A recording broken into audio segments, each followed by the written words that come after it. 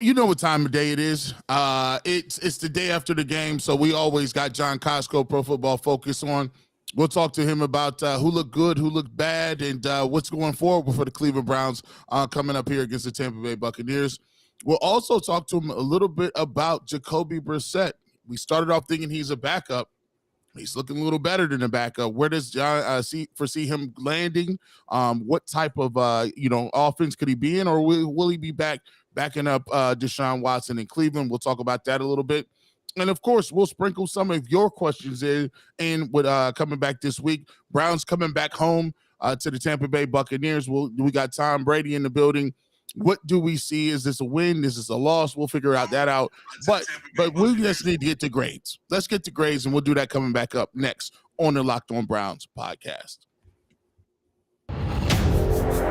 You are Locked On Browns, your daily Cleveland Browns podcast.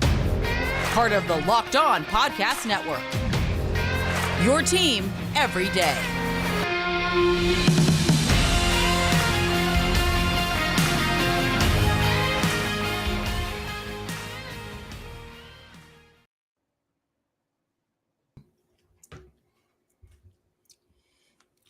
Welcome back, my friends, to the show that never ends, your daily delivery of all things Dog Pound, LGB on the LOB, the Locked On Browns podcast, brought to you by the Locked On Podcast Network, your team every day. I am your host, Jeff Lloyd, Jeff at Jeff_LJ_Lloyd, of course, from the Ultimate Cleveland Sports Show, from the Barbershop 92.3 The Fan, pregame, postgame, Browns, Guardians, and Cleveland Cavaliers, of course, the Ohio State Buckeyes, Mr. Garrett Bush at GBush91. We got John Kosko from PFF. You know the drill. We go through the bad and the ugly. And to be honest, for most of it seems like these shows have been very repetitious to this point. Sorry for not making exactly, Garrett. Sorry for not being a part yesterday of the post game. We had 30 mile an hour winds here ourselves here in Jersey. So I was without power for 6 hours in a house with my wife and two teenage girls. It was a fun day. Was able to get the game, obviously unable to, perform the post-game duties, but the boys more than held it down.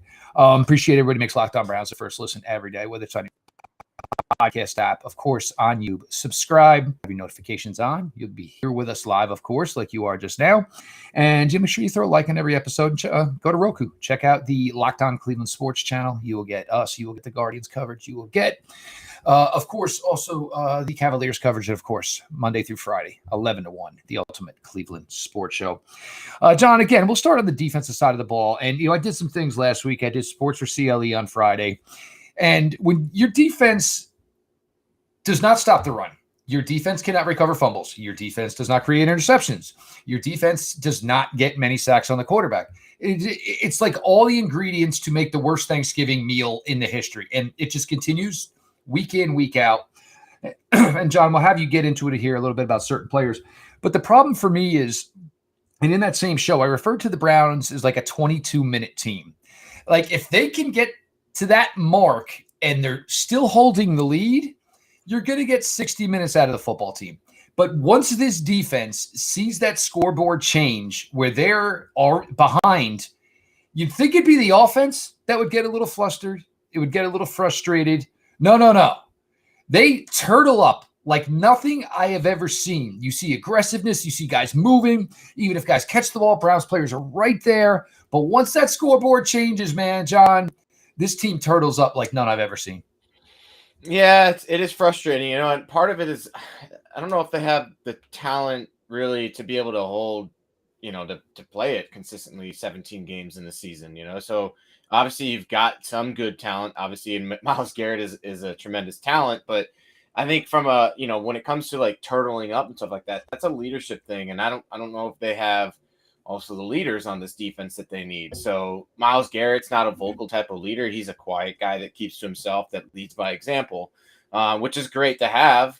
But you can't have that at maybe a guy that's, the highest paid guy in your defense, and your, players are looking up to him perhaps. So, they lost Anthony Walker, and it seems like that was a massive loss for the defense, because essentially since then, it's been a struggle to stop the run for this defense, and having any sort of like basically on the leadership qualities that of getting these guys on the same page and all moving in the right direction. So it is frustrating to watch. You look at just from not even just this game alone, but Myles Garrett for the season has a 93.7 pass rush grade.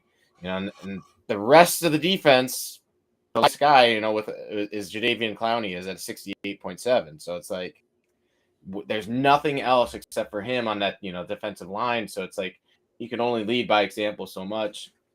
And if you have guys that are constantly out of position and you're also just bad one-on-one, it's tough to be a good defense anyways. Yeah, there's one super chat. I don't even know if we got super chats turned on, but we'll see what happens with it. Did you guys hear Kevin Stefanski's press conference avoided the firing Woods question and said he would talk to players about their comments? For me, John, I just, to me, it's time. The whole Woods experiment has been over. I've been talking about Joe Woods forever. Myles Garrett, more than people, a lot of fans are very quick to call out players. But I mean, when you got guys that are in the middle, the worst defensive tackles in the history of the game, I don't know if it's in the history of the game, but they're just not very good. But it feels like close. It just feels like everybody runs for a personal best. Everybody gets 200 yards. And, I don't blame Myles Garrett for sitting on the bench looking in the middle of the field. They have nothing to be dapping people up about. There's no reason you should be fraternizing, hanging out with Buffalo Bills after they get 170, 180 yards on you. And every team does it. To me, I don't know whether I overestimated the impact of some of these guys on the team. And I mean, we thought top 5 defense. Were we foolhardy in thinking that? Because if I'm looking at it next year, do they have to really restock and rebuild this whole defense from ground up? So no, I mean, I've said it for years, and I've also said at the this whole offseason that this defense would only take them as far as like their defensive tackles and their weakest position would take them, which we knew coming into it was defensive tackle. And there have always been questions at the for linebacker position, even the safety position outside of John Johnson, who's not been playing well this year. So it's like when you have defense as a group that you're only as good as your weakest link, because once a team finds that weak link, they attack that weak link and they attack it over and over and over until you can prove you can stop that. Obviously, with the Cleveland Browns, it's their defensive tackles, it's their linebackers, and it's their safeties all up the middle. And what do you do up the middle is that you can run it up the middle for sure, and then you can throw it over the middle. And that's where the Browns get picked apart. And their cornerbacks are good, their edge defenders are good, but I don't know if you need to like fully retool, but it's a part of it is a lot of people have been calling for Joe Woods to get fired, and maybe this is a defense. You're talking about year 3 and as a defensive coordinator, you've got the personnel that you want of a defense, right? Like that's essentially what you've done. Is like, hey, this is how I want my defense built. These are the guys that I need to make this work. You get the guys that you can make it work, and it still fails. Part of that is maybe on Andrew Berry of not getting the right guys in there. Part of it's on the the coaching staff of telling the front office, hey, these are the types of players we want. So it's not just a one singular person issue unless he's the one that's really dictating who they're getting on that defense. And it's bad. It's obviously really bad, and they need to fix it a lot. And I think firing Joe Woods isn't going to fix much right now because it's their defensive tackles are just atrocious. You talk about this game, you had Jordan Elliott with the 32.9. You had, Tony Woods needs to, or not Tony Woods, but Tony Fields needs to stop being out on the field. Like I have no idea what they're doing with that.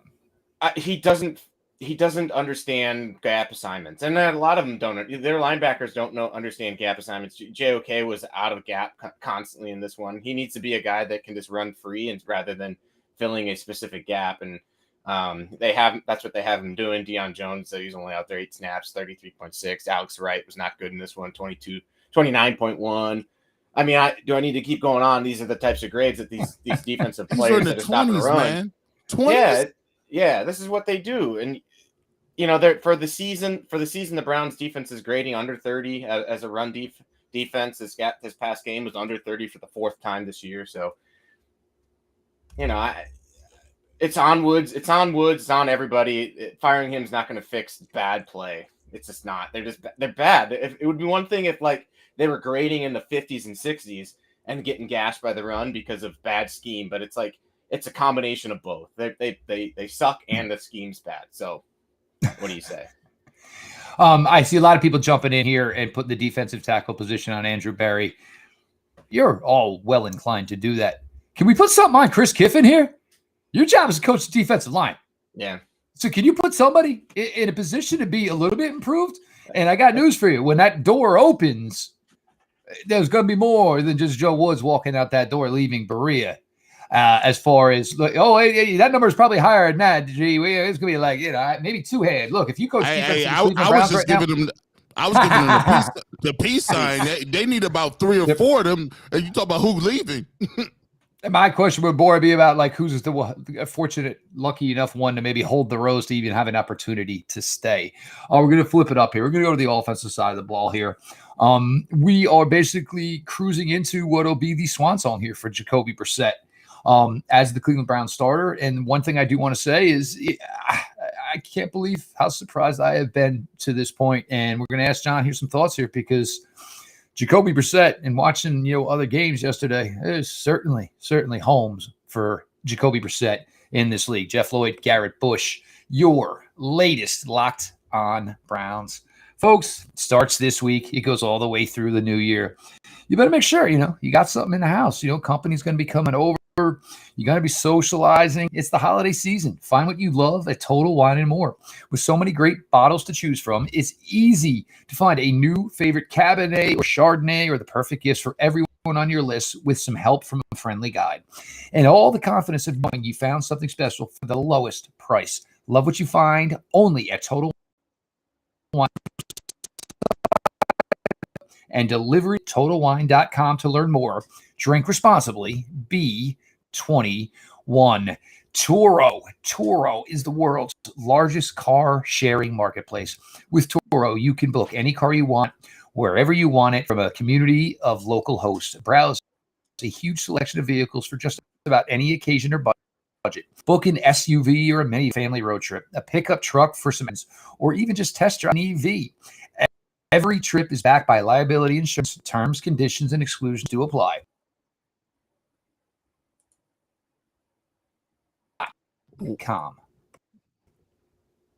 Welcome back to the Locked On Browns podcast. G. Bush in the building. You can follow me on Twitter at GBush91. You can also follow Jeff on Twitter at Jeff_LJ_Lloyd on Twitter as well. Make sure you continue to make the Locked On Browns podcast your first listen of each and every day. You can find us on wherever you download your podcast, and make sure, just so you can stay up on all the information when we're going live, what we're doing, make sure you hit that notification bell. Make sure you subscribe to the YouTube channel. Nearly 4,000. Let's see if we can get through that before the end of the year. I know it's painful. We don't have a lot of fun talking about losses after the game, but at least you'll be informed and you'll know where we're going when Joe Woods is fired, so we can be the first people to tell you he's up out of here. John, I'll tell you one person. There has not been too many bright spots for this team this year, but I will say this: the one bright spot that I can think of, one is Donovan Peoples-Jones, who continues to show that he has some potential in this league. I think the Browns may have found their second receiver. I'm excited to see what he's going to do when Deshaun Watson comes back, to see if he still has that type of chemistry and production. But the guy who he started that production and that chemistry with was Jacoby Brissett, and I think he's saddled up for one more game. Given that Deshaun Watson is coming back, he's played really well. 300 yards last game, 3 touchdowns. He out threw Josh Allen, one of the better quarterbacks in the league. And I think he's played better than a lot of us gave him credit for. And I think he might have an opportunity to go and after this year, there might be a starting home for him some places. There's a lot of quarterback play that's been down this year. I'll toss it to you. How good has he been this year? And do you believe that he might be up for a position where they may say, look, we know he's a traditional backup, but we like Jacoby Brissett as our starter and get a starting opportunity around the NFL? He's kind of turning into the new Ryan Fitzpatrick, perhaps. a guy that, can come in there and play well. Maybe they don't bring him in as a starter, but he becomes a starter and plays well. He's grading as the number 8 quarterback in the league right now, at an 83.9. 81.7. He's playing well. He's playing efficient football. He's putting the ball where it needs to be. You saw it in this past game where he had tight end two drops in the end zone. Had another one where Harrison Bryant for some reason didn't get both feet in bounds. He kicked up one leg and allowed it to brace himself with his arm out of bounds before landing that other foot in bounds. So he was kind of let down by his teammates in this one. He had 6 big time throws in this game. Is an 89.8 game, when one of his better games of the year. Obviously, for his prospects moving forward. Obviously, I think the Browns would like to keep him as a backup, as a cheap type backup for behind Deshaun Watson moving forward. But I think his play this year and even last year when he was a 76.3 grade shows that, like, you put him in the right system with a good scheme around, he can be efficient quarterback play. And like the Jets obviously are going to have issues right now with their quarterback position. Who knows what they're going to do moving forward? Maybe they bring him in to back up Zach Wilson for next year and see, hey, if you don't have some sort of meteoric rise in year 3, which we've seen from quarterbacks recently. I think we saw that with Josh Allen, who was pretty bad in his first 2 years of the league, and then just take off in year 3. Tua's doing it this year. He was not good in his first 2 years in the league. And it's taken off this year. So it's not out of the question that Zach Wilson can't be good, but I think you can't just rest your laurels on that. And so they would be an option. The Panthers are an option. Heck, even the Detroit Lions are an option there to bring him in, and obviously the Colts as well to go back there, because I think he is playing good enough to say, hey, I can be a starter in this league, even though my team is not winning games. It's not been my fault. It's the defense that has let the Browns down this year. Before we get to you, Jeff, let me read this super chat really quick. Bo Casey _314 St. Louis game says, it's hard to follow a leader who doesn't practice what they preach. What happens to tough, smart, and accountable? They have been anything but that. Hard to disagree when you talk about the Browns moving forward. Jeff, your thoughts on moving forward with Jacoby Brissett? Look, when you're Jacoby Brissett, this is all you ask for is opportunity. He's had several trips in other places, but he has really done well. And he was even, a 10% better athlete. This is probably a guy that would have never even been available for the Browns to use for what became an 11-game stretch. I'm a fan. We talked simply about what Jacoby Brissett needed to do this season for the Browns. Don't turn over the ball and hit the throws out of there, and don't take sacks. To this point, he's done everything they could ask. It's very, very troubling that this team is sitting here 3-7. The way he has played, the way he has basically foundationed himself within this offense, he has done so much for Donovan Peoples-Jones, who's just continues to have an outstanding breakout year here in year 3. Donovan Peoples-Jones, he could possibly sniff 1,000 yards this year. I don't think anybody in the right mind thought that was coming. I do want to get to this, John. It was a slow start, and obviously now we have a change here at center, and it looks like it's most likely going to be the foreseeable future. Obviously, really, really tough loss for Ethan Posick. The guy was getting it done. But now a change, and hopefully nothing goes wrong at the guard positions, because now who is your swing guard is now your starting center for the foreseeable future. I didn't see what the injury was, but obviously I think you saw kind of like early on did he tear his ACL? They didn't say. They just said several weeks with a knee. Oh, several weeks. Okay. So yeah, at least that means he probably didn't tear anything, which is good. But I think you saw early on the significance of losing him. I tweeted out early on that the Browns offensive line were kind of getting pushed around and dominated, and they weren't going to score many points if that was going to continue. And that was, like 3 plays into the game, essentially what you saw. And I think, give Froholt some credit for stepping in there and doing an all right job. But like he came in, I definitely did not expect Ethan Posick to play as well as he has. And so give him a lot of credit, give this coaching staff, obviously Bill Callahan is a guy that, the Browns need to keep around for as long as humanly possible, because he has the ability to develop, especially interior offensive line, like no other. And I think, losing him is going to be a big blow. I think, for a whole Callahan has a tall task at hand to get him ready to go and be the starter for the foreseeable future. Because Posick had been playing like a top 5 center this year, which is, shocking to even think about, considering he was like a bottom 5 center for a long time in Seattle. Only thing I'm going to add on that is this could maybe be a little bit of a break for the Browns, where Ethan Posick may end up losing some money here. If he was able to finish the season as strongly as he had been playing, maybe now, that rate is going to go down a little bit. Could be an advantage, for the Cleveland Browns, who certainly got the best of him to this point in his NFL career. Jeff Lloyd, Garrett Bush, your latest Locked On Browns, Kosko in the house, going over what feels like the same storyline we talk about every week. Browns get out of the gate strong on offense. Defense tries to look the part, and then next thing you know, folks, Browns are down big and rallying to try to even keep it close. We talk all the time, folks, about Prize Picks. Monday Night Football tonight. You have the 49ers loaded on offense. You have the Cardinals with Colt McCoy, playmakers all around. Why don't you put together a Prize Picks lineup? How exactly does it work? You pick 2 to 5 players, and if they go score more or less than their Prize Picks projection, you can win up to 10 times your money on any entry. You're not competing against other people. It's simply you versus the projections available.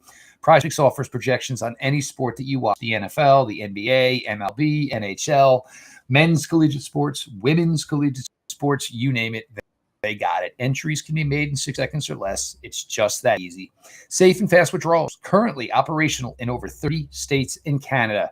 Download the Prize Picks app or go to prizepicks.com to sign up and play daily fantasy sports. First-time users can receive a 100% instant deposit match up to $100 with the promo code Locked On. You deposit $100, they will give you $100. You deposit $50, they'll give you $50. Don't forget to enter the promo code Locked On at sign up for an instant deposit match up to $100. Well, this is we're welcome back to the Locked On Browns podcast. What we're going to do now is, if you guys have any questions for John Kosko, load those up in the chat. We will get you as many of your questions that we can for him.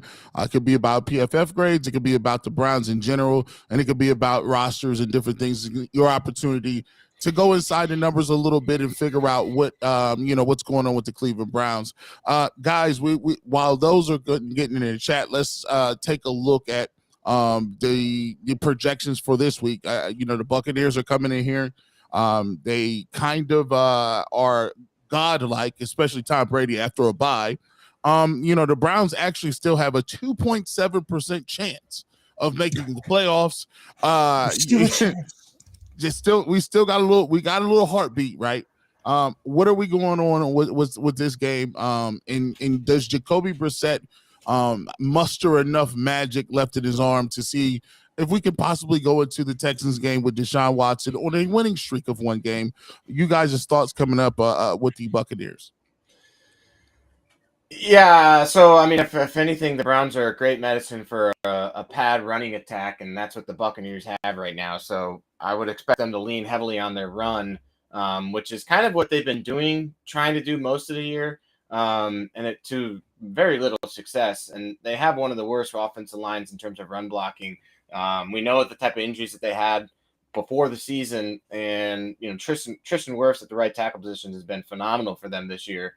But really everywhere else has been a struggle for them. So the injuries that they've had at the wide receiver position, kind of the turnover that they've had there. And so it's been a struggle for Tom Brady to kind of get on the same page with them. But I think it's going to be again, they're going to start running the ball. You've got a bigger back in Fournette that can have some moves, and when he has a lane, he's gonna make some payday. So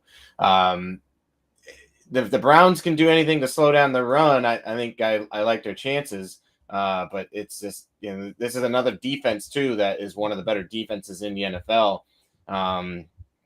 They've given up over 30 points just once this year, and that was 41 to Kansas City. So it's not like it's a defense that can be scored on very easily. All right. Well, we got a couple questions coming in from the chat. We'll start with the super chat. Shout out to my man BOKC_314 St. Louis game. He's been really showing love today. He says to you and to John, what do you guys think about the depth behind Njoku? Because to me, Bryant ain't it. I guess this is a indictment on Harrison Bryant. What do you guys think behind him? I think a couple of those guys dropped touchdown passes. What about the depth at tight end for Jeff and for John? Well, I think it's just not good, obviously, right now. I think Harrison Bryant is fine as a backup tight end. He's just got to be able to make the plays when they're there for him. I wouldn't say that like Noah Gray or Joe Fortson or anything like that are better than Harrison Bryant. They just, you just got behind Travis Kelce, like in Kansas City is what I'm saying. So like, yeah, it's the same kind of ordeal. I think you just got to make the plays when they're there. Those guys are making their plays when they have their opportunities, and these guys didn't yesterday. For me, if the heavy relying on playing 12 personnel is there, then yeah, you got a problem. And that's kind of what infuriated me last year. It was a really, really good draft class for tight ends. And if you're noticing around the league, there's a lot of rookie tight ends performing well. Some of them certainly performing better than Harrison Bryant. I think we've seen all that Harrison Bryant is. And is it enough if you're going to play as much 12 personnel as the Browns are to say that he's your second tight end? For me, no, it's not. It's a simple question. Can he play out his last season here with the Browns? Absolutely. There's no reason to move on from the guy. There's still plays he can make, but yesterday dropping 2 touchdown passes, it's difficult. There's no way around it. But if you're going to continue to play the amount of 12 personnel this team plays, you need an upgrade over Harrison Bryant. There's no question. It did seem like their moves this offseason, they wanted to move more towards 11 personnel. And I think and they lied. Yeah. I think they want to. I just think they won't do it until Watson's there. If they're running the exact same offense with Watson, then we have problems beyond just tight end. Yeah. Right. Listen. That's for a whole nother story. Next week we're gonna get into that. Like, I better not be seeing these boots. There's these high school bootleg plays with Deshaun Watson. So I'm fine with doing those types of plays. That's your base package of plays, right? But you've got to expand the offense beyond 12 personnel when he's in there. I get, like you say, hey, I've got a limitation at quarterback, and you do. Like I think as good as Jacoby Brissett has played this year, and this is a discussion that like can be much longer or whatever, but like there's a limitation that you have at that quarterback position, and I think Stefanski is maximizing it pretty well. Of all the faults that we have towards the coaching staff and stuff like that, like I don't think you can argue that Stefanski has gotten the absolute most out of Jacoby Brissett this year. He's a slow processor. He has a slow trigger. He's not a guy that's going to be like rapid fire. Hey, let's go into a hurry up mode type guy. He's not that at all. And that's kind of why you saw at the end of the game where they're just kind of like slow and methodical down the field on that last drive. Like, hey, let's speed it up. Well, Brissett can't do that. So maybe for him, it's like, hey, let's get you into 12 personnel. Let's get bigger guys out here, give you more time in the pocket to be able to find these throws. Because maybe, when you get 11 personnel out there, it just becomes that much faster that you need to be able to process, and he can't do it. So we'll see if when he brings Deshaun Watson in and he still runs he's basically running the same offense, then you need to kind of, really consider what the heck's going on there. Last question, and I'll let you answer this, Jeff, before we get out of here and kind of throw a bow on it. Kind of what John was just alluding to. Pee Wee's Dog Pound said, since Jacoby is playing well, how much difference would Watson truly make? Now, John just talked about some of the differences between a Jacoby Brissett and Deshaun Watson. But to his point, a lot of people are saying it hasn't been the defense, it hasn't been the offense that's been slowing them down. Jacoby's played well. A lot of people are thinking, how much more production would you get out of a Deshaun Watson past a Jacoby Brissett? Well, I think the first thing, as John was saying, is pace of play. You should be able to run more offensive plays with Deshaun Watson. Anything Jacoby Brissett gives you with his legs is a gift. Deshaun Watson, it's just more of a threat. So, some of these runs that we see Jacoby get, and you say, oh, wow, look, he got 8 yards. He got the first down. Deshaun's going to get 15. He's just a simply faster athlete, a better athlete. Just getting the wide receivers probably more involved. And, like they said, we're kind of playing in a box with Jacoby. And look, and to his credit, he's playing very, very well. But now it's the whole palette. You're opening up the entire playbook to Deshaun Watson. And that's probably an advantage the Browns are going to have due to the fact that they're not maybe really not playing for anything. So you can go into the whole depths of the playbook this year and get Deshaun Watson completely acclimated. So hopefully, this 6-game run, whatever it means, it'll have no hampering on 2023. He's going to be completely ready to go. The other thing is what it should do for the box. Jacoby Brissett, week in, week out, you get these defenses that are like, all right, well, you're going to have to show us that you're not the Jacoby Brissett that we've seen somewhere along the line. And Deshaun Watson, there's a reputation there already. And to see what Amari Cooper, Donovan Peoples-Jones have done with him, you've got to be nervous if you're a defense.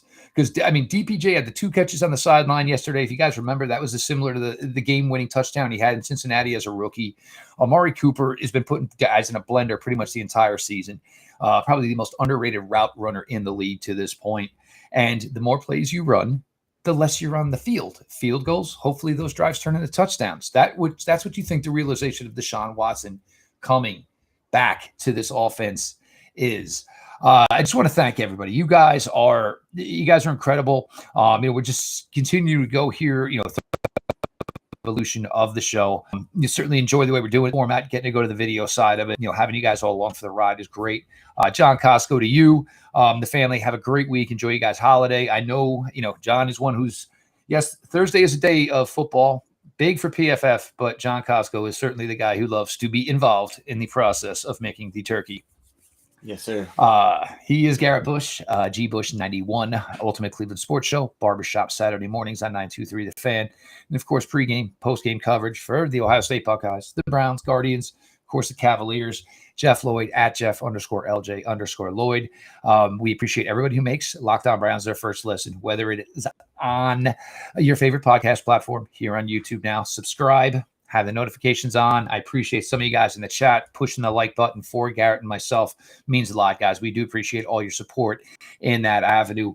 All that being said, look, we knew there was a possibility that there was basically 2 seasons that were going to be 2022. We hoped somehow, some way, those 2 seasons would become 1. That's probably not going to happen, but we are 1 week away, 1 game away from turning this chapter, which was a really positive one for the Jacoby Brissett era, not for the Cleveland Browns. Hopefully, when we're talking December 4th in Houston Texans, we're talking about a more positive era for Deshaun Watson and also the Cleveland Browns. This has been your daily delivery of all things Dog Pound. LGB on the LOB. Let's go Browns. You are Locked On Browns, your daily Cleveland Browns podcast. Part of the Locked On Podcast Network. Your team every day.